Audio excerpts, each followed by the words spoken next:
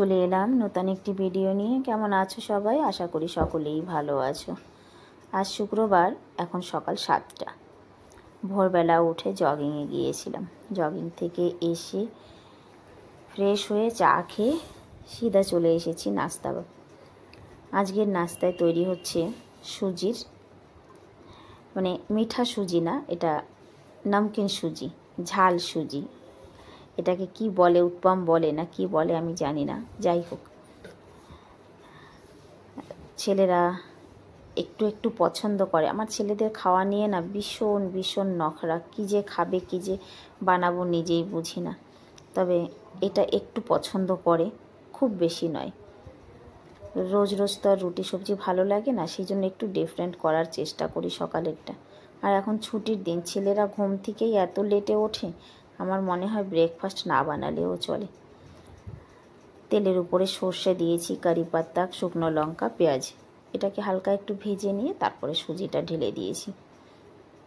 সুজিটা কোনো রকম একটুখানি রঙটা পাল্টে যাওয়ার পরেই আমি কিন্তু জল ঢেলে দেবো। এটা মানে একেবারে ব্রাউন নয়, সাদার থেকে একটুখানি রং পাল্টালেই জল দিয়ে গ্যাসটাকে কিন্তু এই মুহূর্তে কম করে দিতে হবে। আমি জানি রান্না বান্নায় আজকাল সবাই পারদর্শী, সেই জন্য অত কিছু আর ডিটেলসে না বললেও চলে। শুধু নাস্তায় এটা বানাচ্ছি তাই। নাস্তার পর্বটা চুকে যাওয়ার পরেই আবার রান্নার টেনশন। গ্যাস কম করে দিয়ে ধীরে ধীরে নাড়তে নাড়তে সুজিটা ফুলে গেল, ব্যাস হয়ে গেছে তৈরি। কথা মানে সকালবেলা কিন্তু খুব সহজেই এই খাবারটা বানানো যায়। গলার অসুবিধার কারণে ঠিকঠাক ভয়েসও দিতে পারছি না।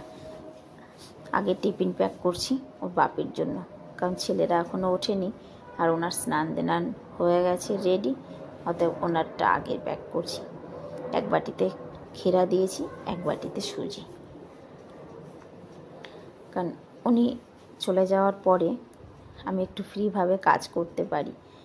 সকালবেলার দিকটা একটু তাড়াহুড়া থাকে, স্কুল থাক আর নাই বা থাক। কারণ কি, আলাপি চলে আসে তো, ও আসার আগে আমি ভাবি যে কাজগুলো সেরে নিই। ওর বাপি চলে গেছে।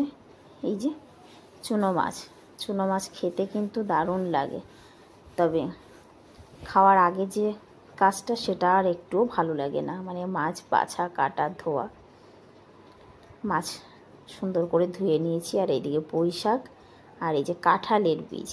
সবাই হয়তো ভাবছো এই সময় কাঁঠালের বীজ, তবে হ্যাঁ, যারা আমার ভিডিও দেখো তারা অবাক হবে না আমি জানি, কারণ যারা আমাকে কাঁঠাল খেতে দেখেছো তারা বুঝতেই পারছো যে কাঁঠাল খেয়েছি, বীজ আবার বাড়িতে টেনে নিয়ে এসেছি। হ্যাঁ গো, বীজটা আমি বাড়িতে টেনে নিয়ে এসেছি চেন্নাই থেকে। কাঁঠালের বীজ, পুঁই শাক, আলু দিয়ে, মাছ দিয়ে সবজি, এদিকে করলা ভাজা। সকালবেলা দুইটা চুলোতেই রান্না বসাই আমি, তাহলে তাড়াতাড়িও হয়ে যায়।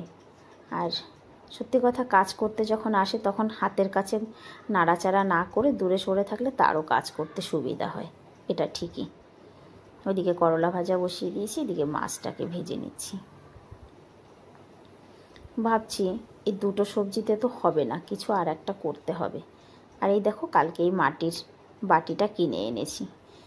গতকাল বিকেলবেলা ছোটো ছেলেকে নিয়ে বাজারেই বেরিয়েছিলাম। একটু একটু আমার কিছু কিছু কেনাকাটির ছিল, কিনেছি। পরে এই বাটিটা কিনতে গিয়ে আমার কাছে 2 টাকা কম পড়েছে। ভাবলাম যে থাক। সঙ্গে সঙ্গে ছোটো ছেলে বলল, মা আমি পয়সা দিচ্ছি তোমাকে। তুমি কোথায় পয়সা পেয়েছো? আমি বাপির কাছ থেকে 20 টাকা নিয়েছিলাম, 10 টাকা খরচা করেছি, 10 টাকা আমার কাছে আছে। তারপরে ছেলে পয়সা দিয়েছে, ওর পয়সা দিয়ে এনেছি। রান্নাবান্না কমপ্লিট। আর এই যে দেখতে পাচ্ছ, এটা আমার আলাপি সুন্দরী এনেছে। ও কোনো মৌসম্বি জুস বিক্রি করে, তার কাছ থেকেই ছালগুলো চেয়ে নিয়ে শুকিয়ে নিয়ে এসেছে। মাসিকে দেখে যে এটা লাগায় সেটা লাগায়, তাই ও লেবুর ছাল শুকিয়ে নিয়ে এসেছে। মাসি এটাকে পাউডার করবে, তুমি আধা রাখবে, আমাকে আধা দেবে। আর এই যে দেখো, এখন 9টা বাজে, আমার পুত্তররা ঘুম থেকে উঠে মোবাইল দেখছে।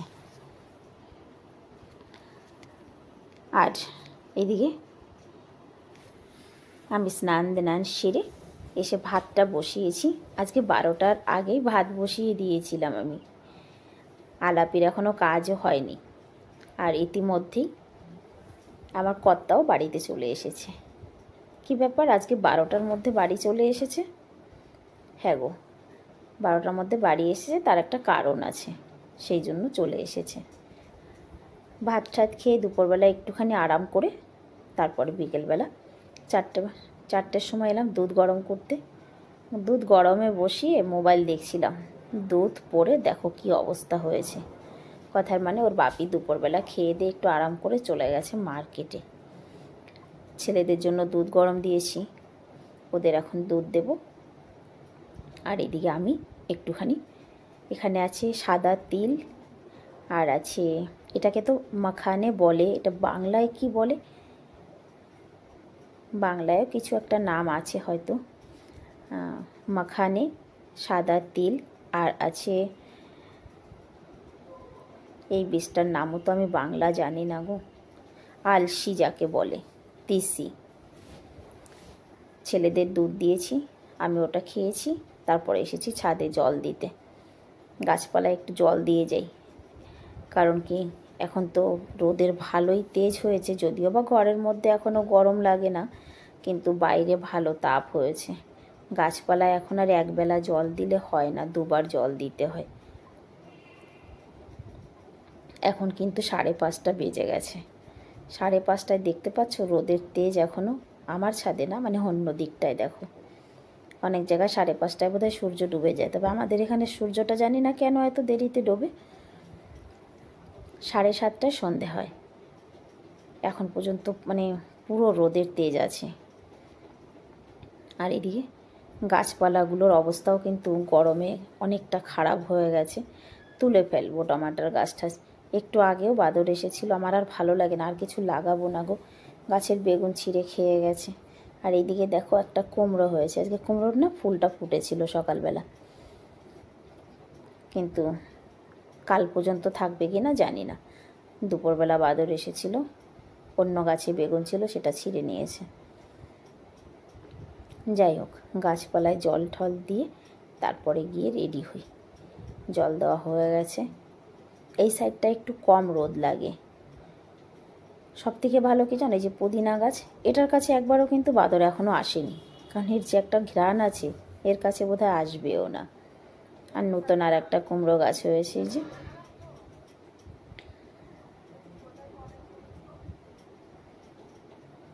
সমস্ত গাছে জল দেওয়া কমপ্লিট।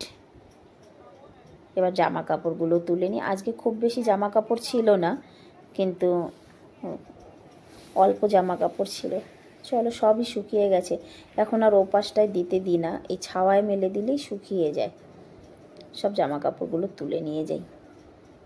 বিকেলবেলার এই হচ্ছে কাজ, গাছে জল দাও, ঘর ঝাড়ু দাও, জামা কাপড় তোলো। জামা কাপড় টাপড় গুছিয়ে মা আর ছেলে দুজনে মিলে যাচ্ছি ভাগবত শুনতে। গতকালও জিদ করেছিল মা চলো, কিন্তু গতকালকে একটু বাজারে গিয়েছিলাম, সেখান থেকে ফিরতে ফিরতে অনেক দেরি হয়ে গেছে, তো আজকে আবার বলল মা চলো। এই সময় যখন ভিডিওটা করছিলাম, আমার ছেলে আমাকে জিজ্ঞাসা করছে, মা তুমি কি মোবাইলে ফিল্টার লাগিয়েছো? আমি বললাম না। তাহলে এত পরিষ্কার কেন দেখাচ্ছে? যাই হোক, ছেলেকে নিয়ে ভাগবত শুনতে এসেছি। ও আরও আগেই আসার কথা বলেছিল, কারণ কালকেও এসে দেখেছি এখানে ভরা, বসার জায়গা নেই। আজকেও এসে ঠিক তাই বলছে, দেখেছো আমি বলেছিলাম না চলো আগে, তুমি তো আসোনি, এই দেখো পুরো প্যান্ডেলটা ভরা আছে, বসবো কোথায়? তবে ভরা থাকার জায়গা থাক, বসার জায়গা ঠিকই তৈরি হয়ে যাবে। গ্রামে হয়তো বাংলায় ভাগবত হয়, কিন্তু এখানে তো বাংলায় হয় না, হিন্দিতে ভাগবত হয়। আমি আওয়াজটা এখানেও মিউট করে রেখেছি। আর ভাগবতের মাঝে মাঝে যে সুন্দর গানগুলো হয়, সেই গানের তালে তালে ভাগবতেরই লোকেরা সুন্দর সেজেগুজে রাধিকা আর কৃষ্ণ নাচ করছে। এখানে মিউজিক আছে তো আমি ভয়ে আরও বন্ধ করে রেখেছি, কারণ কি আমি অনেক সময় দেখেছি মানে একটু আধটু মিউজিকেও কপিরাইট লেগে যায়। খুব সম্ভব এই মিউজিকটায় লাগবে না, কিন্তু তাও যদি লেগে যায় আবার সেই ভিডিওটা ডিলিট করো, সে আর একটা ঝামেলা। তার থেকে বাবা তোমরা দেখে বুঝে নাও যে এখানে নৃত্য হচ্ছে, গান হচ্ছে আর ভাগবত হচ্ছে। তো আজকের আমার এই ভিডিওটাও আমি এখানেই শেষ করছি। সবাই ভালো থেকো, সুস্থ থেকো, দেখা হবে।